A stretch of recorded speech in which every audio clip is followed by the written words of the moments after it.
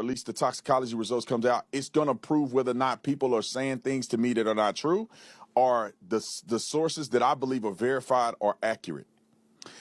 Before we get to that, I need to follow up and dispel this mythical phone call, because I think people are still pushing this. And I've been telling you guys from the very beginning that I think that they're pushing people in the wrong direction. When you get information that leads you to believe that this group of people had nothing to do with it, you need to move on and look at other leads. And I feel like in this case, people are so hell-bent on making it about race and making it specifically about these white boys like low-hanging fruit because they reported he was missing. They seen him on the day of the thing. Y'all just jumping into conclusions, making it about them.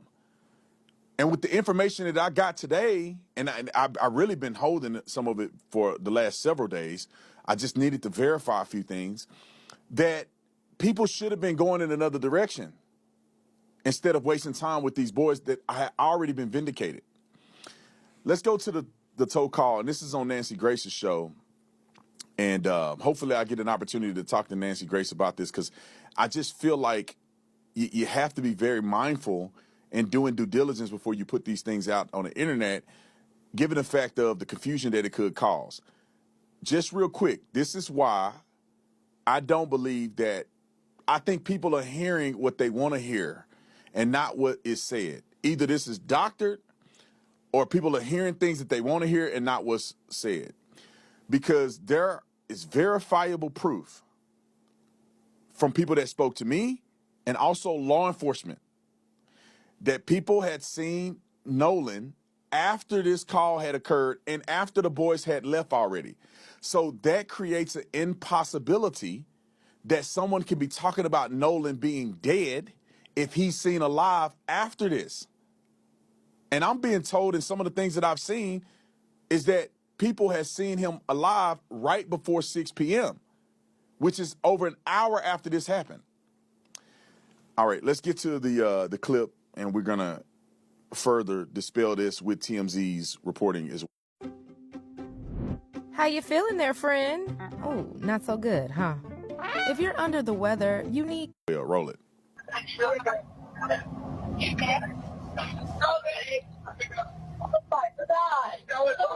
Detail assistance, Vicky speaking. How can I help you?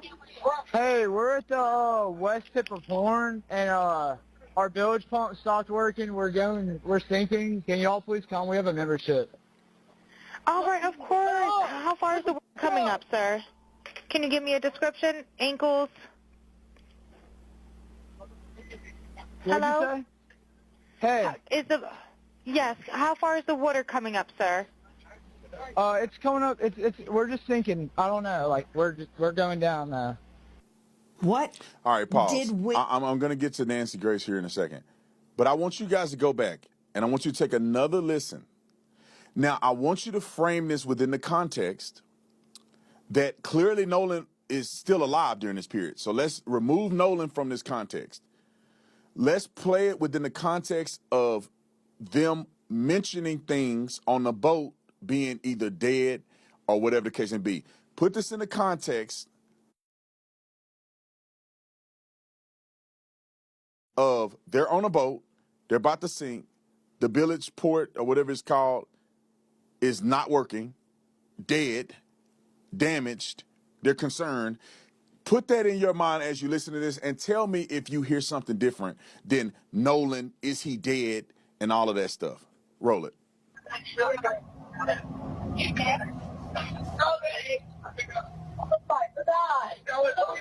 Detail assistance, Vicky speaking. How can I help you?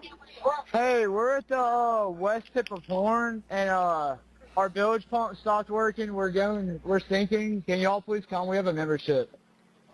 All right, of course. How far is the water coming up, sir? Can you give me a description? Ankles? What'd you say? Hey. Yes. How far is the water coming up, sir? It's coming up. We're just sinking. I don't know. Like we're going down now. What did we just hear? What was that?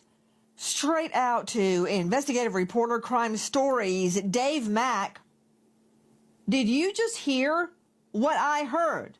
Now, All right, let me move on from this because she's going to interview another guy, and I'm running out of time. I gotta get through this. You guys can watch that on. Just go to her channel. You can see what her interview was. Now, I'm trying to help us not get too caught up and and people look like fools. So now go to the TMZ article real quick. The TMZ presentation. TMZ played this. All of the above. Y'all were DMing me to death about this on TMZ. Let me just read this real quick from what TMZ said. Evidence appears to show Nolan Wells was still on Horn Island when his friend's boats left. TMZ has learned. Sources with direct knowledge of the investigation claim authorities have evidence of Nolan being on the Mississippi Barrier Island. Let's see, after the boat departed on the 4th of July, which will be a huge development. We're told that at least 2 witnesses who were interviewed by law enforcement say that they saw Nolan on the island after the boat headed back to the mainland. That's significant for many reasons. Now, what do you guys got to say about this? TMZ, who put it out, reiterated that there's people that are saying they saw Nolan afterwards. It continues. TMZ enhanced the audio of Nolan's friend's frantic call for help when their boat was sinking, and people believe you can hear someone saying, "Is he dead?" But our sources tell us people on the boat have heard the enhanced audio and are telling people around them the audio is only panic from a boat sinking. If you put that in context, you can see exactly what's going on. Now, let's move on because I was given this video. And here's a video of the actual boat as they're getting towed out. Do you see Nolan on this boat whatsoever?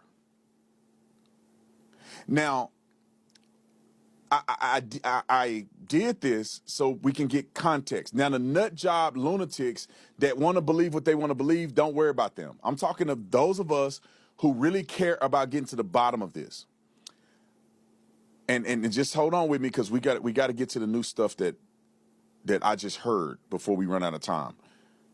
So that's a video of that. Now let me present something else to you because this is a video of what it looked like. And Nolan is in this video.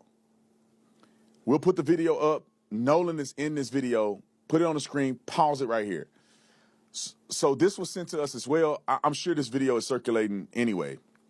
If you look at the boy in the blue shorts, right where his butt is at, you move over at the edge of the boat in his butt, and that's actually Nolan standing in the water right there. I'm going to have the team play the video and pan it so you can see what environment they were in. Similarly, when the boat began to sink. Roll the clip.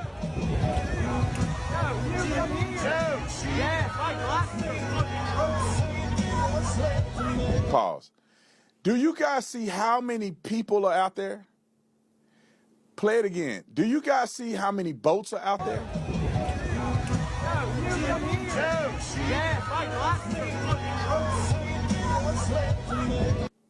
So this is where the boat is at when they begin to become distressed. Right in this area. As you can see how close they are to the land. You can see where the coordinates were at. Right there. So when they're taking in water, when their boat is beginning to sink because it's anchored, it's happening right there. So for somebody to believe that this dispatch call is a desperate call with Nolan laying dead in the middle of their boat, that does not make sense. And to think that nobody saw it when they're entangled within all these people, I think is a disservice. We need to get to the information that I heard. We'll get to Miss Rachel and her silly self. And Judge Mathis. We'll get to Judge Mathis. But what I was told, and you guys, please take in consideration that it's reliable sources. However, the only way to prove the truth in this is if I see it with my own eyes. If the law enforcement have the investigation of this, and also when the toxicology results come out.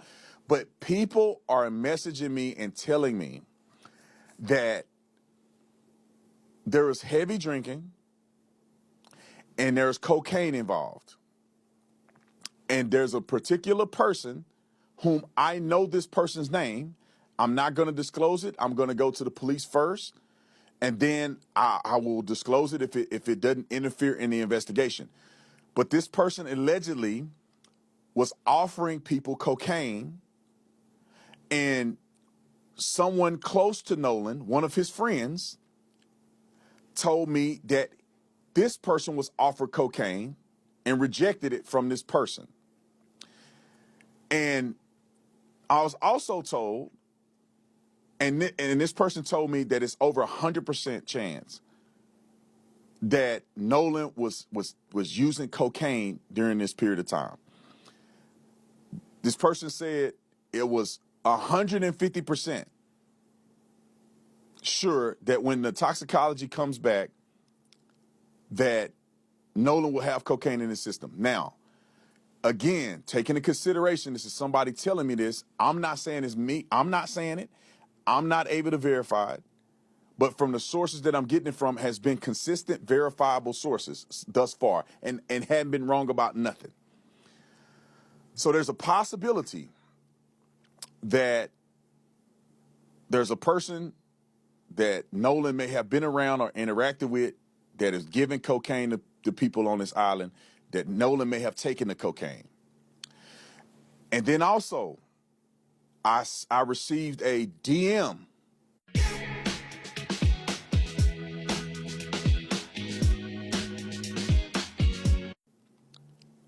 from someone DMing another person. Now, I'm trying to leave these names out because I want to not mess this investigation up. I think law enforcement already have this.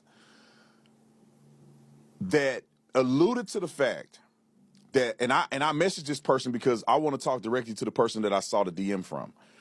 And we haven't talked to this person yet. But the person said in the DM to another kid that is associated, not any of the kids that I interviewed to talk to, but that could be associated to some degree, that knew Nolan, that this person wrote a message saying, me and my husband saw you arguing with Nolan, and to the effect of, you're going to spend the rest of your life in prison. Now, the person did not say they saw a physical altercation. The person did not say what time they saw Nolan and this other person getting into an argument. Now, this is after Warren, their boat left. This may be somewhere around a little bit before 6, right around 6 or a little bit before 6 p.m. Now, according to the autopsy, which I interviewed a medical examiner about this, there is no evidence of blunt force trauma or an evidence that Nolan got into a physical altercation. So I'm putting all this stuff together, what people are sending me and all that, and I'm trying to find a neutral point to share with you. What I'm thinking at this point, with all that has been said, is that somebody knows exactly what happened to Nolan, or they saw him right before he died. I am not convinced that Nolan was just out there and drowned. It could be. That could have happened. But I'm more convinced now than ever based on what people have been telling me and DMs that I've been seeing, people that have been verified sources, that there has to be something with this cocaine. There has to be something with Nolan and a girl. And there has to be something with Nolan potentially being in either altercation with somebody, which would lead me to believe that that person saw Nolan last. And that this other person that's giving people cocaine. So this person giving people cocaine, a girl, Nolan, and another person that he may have been in an argument with, to me, are people that need to be investigated.